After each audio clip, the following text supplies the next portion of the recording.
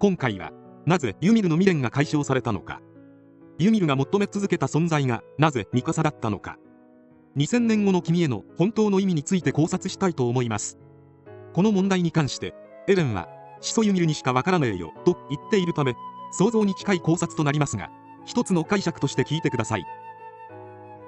この謎について解明するには、ミカサがエレンの首を切りキスする様子を見て微笑む始祖ユミルというこの一連の描写にどんな意味があるのか考える必要があります。様々な方の考察も見て、自分なりの解釈も合わせて考えた結果、複数の解釈が可能であり、むしろ一つの答えはなく、いろんな意味合いが集約された描写であったという結論に至りました。結論から言うと、この3者はお互いがお互いを解放し合っている関係性であると言えます。エレンはミカサとユミルによって解放され、ミカサはエレンとユミルによって解放され、ユミルはエレンとミカサによって解放されました。なぜそう言えるのか、一つ一つ順番に見ていきましょう。まず進撃の巨人の名台詞の一つであるみんな何かの奴隷だったという言葉。この物語における登場人物は誰しも何かの奴隷でした。主人公エレンは自由の奴隷でした。エレンにとっての自由についても考察の余地がありますが、ここでは簡単に自分を妨げる、邪魔するものが何もない状態と仮定します。エレンは子供の頃から身の回りの不自由に対して怒りを感じていましたが、兵士になり組織社会に組み込まれると力を持つ者としての責任がつきまとうようになりました。そしてエレンは始祖の力を持つ者として悩みます。パラディ島を守るには地ならしが一番確実だ。でも世界のことを考えればエルディア人が絶滅するべきなのかもしれない。でも自分にとって大切な人を犠牲にはしたくない。最終的にエレンは地ならしを決断しますが、その理由にはこの世の全てを平らにならしたかったという原初的欲求が含まれていました。地ならしの動機は仲間のためだけではなかったのです。むしろエルディアのためと言い聞かせることで、その罪悪感から逃げようとしていたのかもしれません。いずれにせよエレンは最後まで自由に執着し続けました。しかしエレンは何をしても満足いく自由が手に入りませんでした。なぜならエレンは未来を見てしまったからです。一切変わらない未来を見てしまったことで、エレンがどんなに自分の自由意志で自分の望むように行動したつもりでも、全ては最初から決まっていたことを自分で認めてしまうことになりました。見た未来の通りになっていく現実に対してエレンは生きることそのものが不自由に思えたはずです。そしてエレンはこう思っていたことでしょう。もう始祖の力を誰かに任せてしまいたい。それができなければ終わりにしてほしい。誰かに。エレンは誰かが終わらせてくれることを信じて進み続けるだけでした。そんなエレンを解放したのがミカサです。エレンを殺すことで必然的な運命にとらわれた人生からエレンを解放しました。逆説的表現になりますが、自由になりたいという夢を諦めさせたことでエレンは自由の呪縛から解放され、死をもってある意味自由な存在になったということです。そしてこの構図は以前にもありました。それがエルヴィンとリヴァイの関係性です。エルヴィンは一見人類のために心臓を捧げる完璧なリーダーに見えて、実はその戦う理由は自分の中にありました。壁の外に人類がいるのではないかという父の仮説を立証するために戦っていたエルヴィンは、父との夢にとらわれた奴隷だったのです。しかしウォールマリア奪還作戦で窮地に立たされたエルヴィンは悩みます。自分の夢を取るか、団長としての責任を取るか。そんなエルヴィンの真意に感づいていたリヴァイはエルヴィンに夢を諦めて死んでくれと頼みます。ここで使命を放棄して自分の夢を叶える選択をエルヴィンが取っていたら、それは自分のエゴにより壁内人類を道連れにする選択となっていたでしょう。そしてエルヴィン自身もそれを分かっていたからこそ、背中を押してくれたリヴァイの言葉にありがとうと返しました。そして瀕死のエルヴィンが運ばれてきた時もリヴァイはエルヴィンを生き返らせませんでした。リヴァイは夢と責任の狭間で苦しむエルヴィンを死をもって解放したわけです。正しくは一度解放されたエルヴィンを再び地獄に呼び戻す選択をしなかったという表現になるでしょうか。いずれにせよこの選択は人類にとっては合理性に欠ける選択でした。つまりリヴァイは愛によりエルヴィンを殺したわけです。ここでの愛とは相手を思いやるといった広い意味での愛です。愛がなければフロックのように生き返らせる選択をしていたでしょう。エルヴィンを死なせるという選択はリヴァイのエルヴィンのためを思った選択だったということです。これらの例からわかるように、自分を縛り付けるものの存在、そしてその呪縛による苦しみの存在、そしてその苦しみから解放してくれるものの存在、この3点セットで各キャラを見ることができます。エルヴィンの場合、自分を縛り付けるものとはこの世の真実を知りたいという子供の頃からの夢であり、その呪縛による苦しみとは自分の夢のために仲間を死なせてきたという事実や人類の命運を背負う責任との葛藤であり、そんな呪縛から解放してくれたのがリヴァイという存在でした。そしてエレンの場合、エレンを縛り付けていたのは自由であり、その苦しみとは自由を求めることで人類を虐殺してしまうこと、そしてどんなにやっても自由になりきれないことであり、そんな苦しみから解放してくれたのがミカサでありユミルです。ミカサは最後まで自由になりきれなかった自由の奴隷エレンを愛により殺しました。そしてその光景を見たユミルが成仏したことで、エレンは巨人の力から解放されました。口の中に囚われたエレンを解放するミカサの構図と、柵の中に囚われた豚を解放するユミルの構図が照合して描かれている点が印象的です。ではなぜこの光景を見たユミルは成仏できたのでしょうか。ここからが本題になりますが、ユミルの場合、ユミルを縛り付けていたのはフリッツ王であり、その苦しみとは愛する者に従い続けてしまうことでした。それゆえ、愛する者を愛するがゆえに背くという選択を誰かにしてもらうことで、愛と自由の両立を見せてほしかったわけです。そしてユミルが自分を重ねたのがミカサであり、フリッツ王を重ねたのがエレンであったと考えます。この2人の関係性で自分の成し得なかった本当の愛の形を実現してほしかったということです。ではなぜユミルが自分とミカサを重ねたのか、2人の共通点を見てみましょう。まずユミルもミカサも幼少期に両親を殺されています。そして愛に飢えていた時に自分を気にかけてくれたのがユミルにとってはフリッツ王であり、ミカサにとってはエレンでした。またユミルは言葉が話せなかったため、フリッツ王を愛する気持ちを行動で示しました。それが相手の命令に従うこと、相手に尽くすことでした。そしてミカサもエレンに対して愛する気持ちを言葉で伝えられず行動で示してきました。自分の中でエレンを守る理由を恋人でも友人でもなく家族だからと言い聞かせ、エレンに対してもそう伝えました。しかしエレンを第一とし、何としてでも守ろうとするミカサの姿勢から、我々読者はミカサのエレンに対する家族以外の愛を感じていたはずです。しかしユミルはフリッツ王から起きて働け、我が奴隷ユミルと突き放されます。そしてミカサもまたエレンにお前がずっと嫌いだったと突き放されます。同じ状況に置かれたミカサがどんな選択をするのか、ユミルは見守っていたわけです。そしてミカサが愛したエレンもエレンでなければならない明確な理由がありました。それはまず平和を脅かす異常者であることです。エレンは異常な存在でした。他人から自由を奪われるくらいならそいつから自由を奪う。地ならしをした理由もなんでかわかんねえけどやりたかった。エレンは生まれた時から自由を求める怪物でした。そしてユミルの愛したフリッツ王も異常者でした。戦争を好み、奴隷全員の舌を抜いたり、豚を逃がしただけで片目をくり抜いたり、娘に母親の体を食べさせたりなど残虐性を持ち合わせていました。この時代においては普通だという見方もありますが、少なくともユミルはそれらの行為を快くは思っていなかったでしょう。それでもフリッツ王を愛し続けたユミルは異常者であると薄々気づいていながらエレンを愛し続けたミカサと自分を重ねたのだと思います。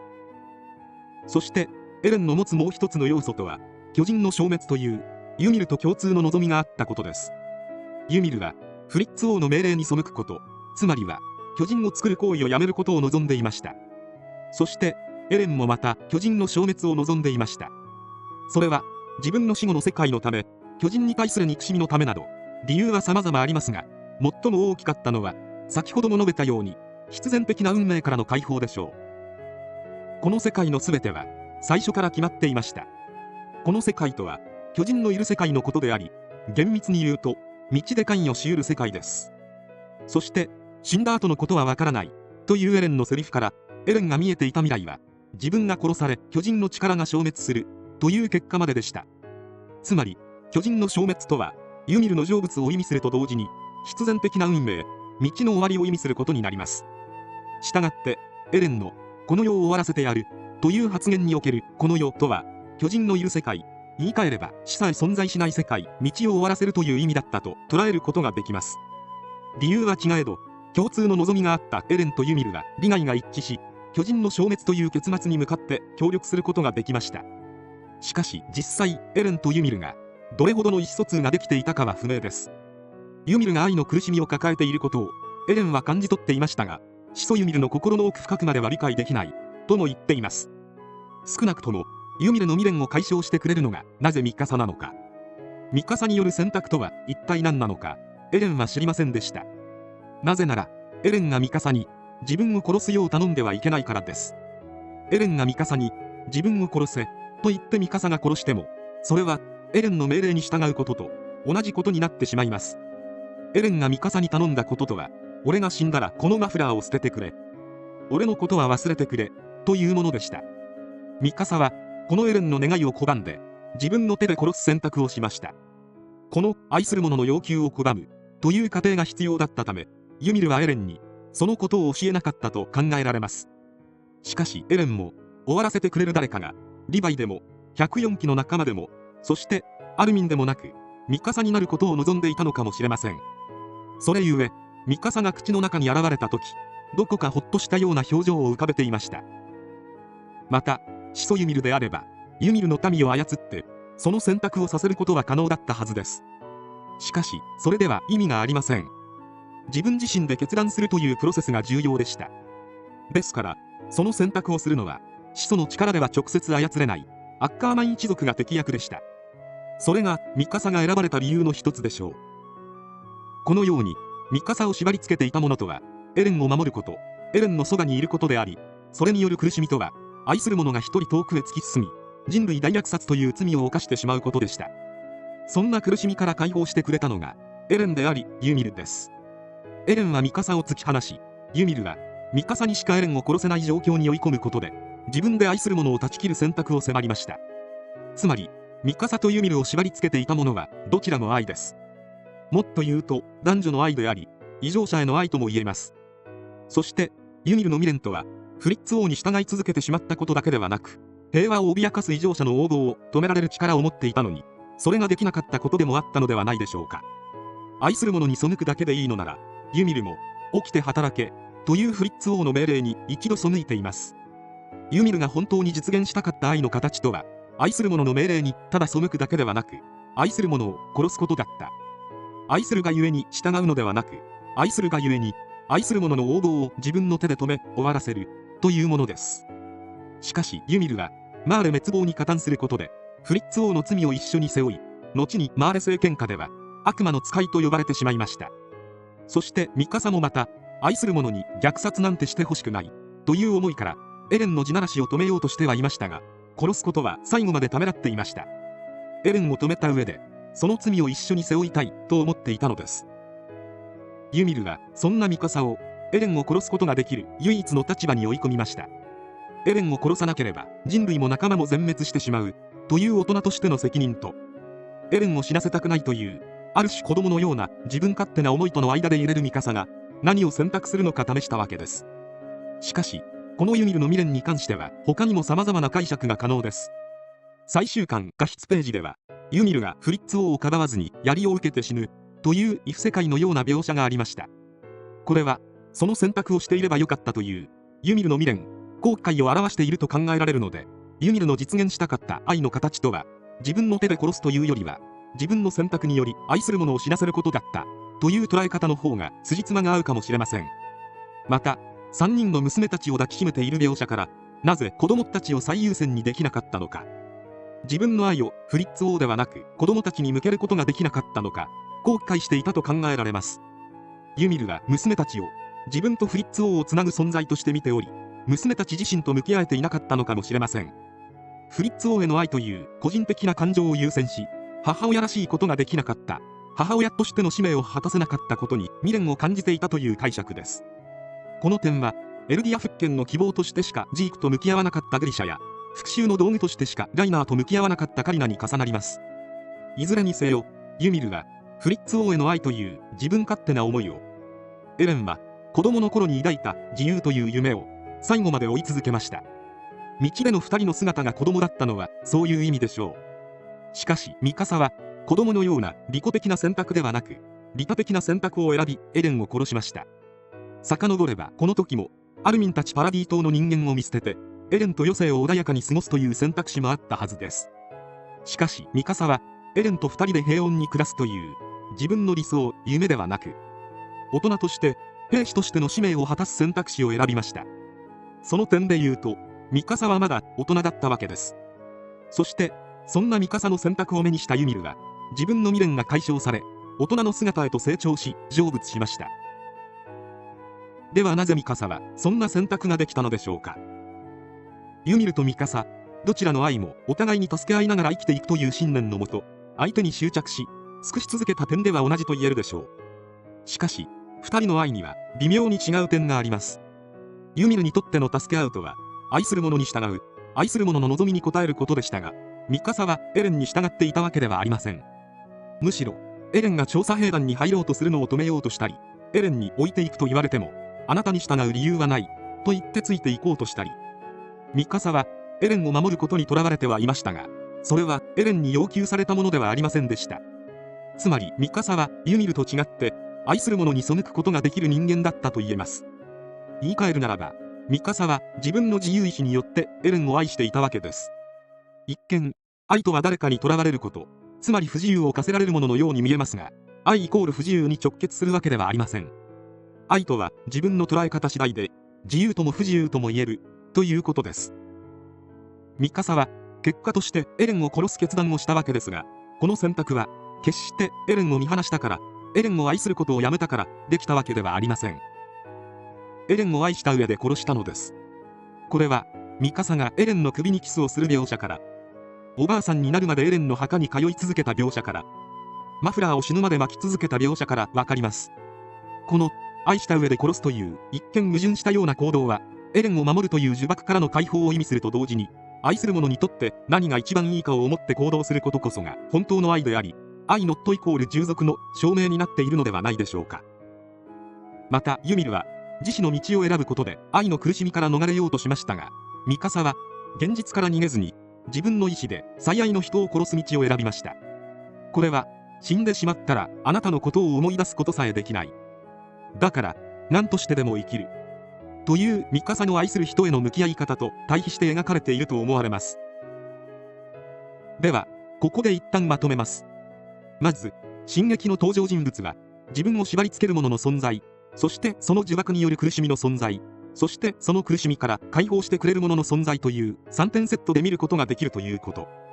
そしてこの3者が抱えた呪縛による苦しみとは、夢であったり愛であったり、ある種子供じみた身勝手な、でも確実に自分の生きがいとなっている思いと、兵士としての使命や親としての責任といった大人として優先しなければならない思いとの葛藤であった。中でもユミルとミカサは異常者への愛という同じ苦しみを抱えており、ユミルはミカサに自分を重ね合わせるようになった。ユミルの場合は愛する者を死なせる選択を取れず、できた最大限の抵抗は自死の道、つまりは選択の放棄であった。しかし光るムカデの生命力によりユミルは未練を残したまま道に移る結果となってしまった。一方ミカサは最後までエレンを殺すことを躊躇していたが、最終的にはエレンの忘れてくれという願いを拒み、自分でエレンにとどめを刺す決断をした。この決断は強制されて仕方なくではなく、エレンを愛した上で殺すという自分で自分の背中を押した末の行動であったことが重要になる。そしてこの選択はエレンへの愛という子供じみた身勝手な思いと、虐殺を止めるという大人として果たすべき責任を両立した選択であるのと同時に、愛ノットイコール従属を体現し、愛と自由の両立を証明した選択でもあった。そんなミカサの選択を目にしたユミルは自分の未練も解消され成仏するに至ったといった感じです。つまりユミルとミカサは協力して必然的な運命、決まりきった未来からエレンを解放し、ユミルとエレンは協力してエレンを守ることに執着するミカサを解放し、エレンとミカサの愛の形を目の当たりにしたユミル自身も解放されました。三者がそれぞれ抱える呪縛とその解放がうまく絡み合って執着したのがこの結末だったということです。このように巨人の消滅を願う異常者エレンの存在と、そんなエレンを愛するアッカーマン一族のミカサという存在、この組み合わせでなければ始祖ユミルの未練は解消されませんでした。この完璧な組み合わせが現れるのに2000年かかったということでしょう。しかしこの世界は同時に存在するため、2000年後にそんな存在が現れることは最初から決まっていました。山小屋でエレンと出会う前のミカサに頭痛が起きていることから、始祖ユミルもそのことを知っていたと考えられます。だから第1話のタイトルが2000年後の君へなのです。ミカサのような存在がいつ現れるか知らなければ明確に2000年後とは言えないはずです。ですからユミルは2000年後に確実に現れるであろうミカサを2000年間待ち続けたということです。つまり巨人が支配した世界を描いた「進撃の巨人」という作品は、愛の呪縛という未練を残したユミルがミカサを介して選択のやり直しを行い、大人へと成長する物語であったとも言うことができるのではないでしょうか。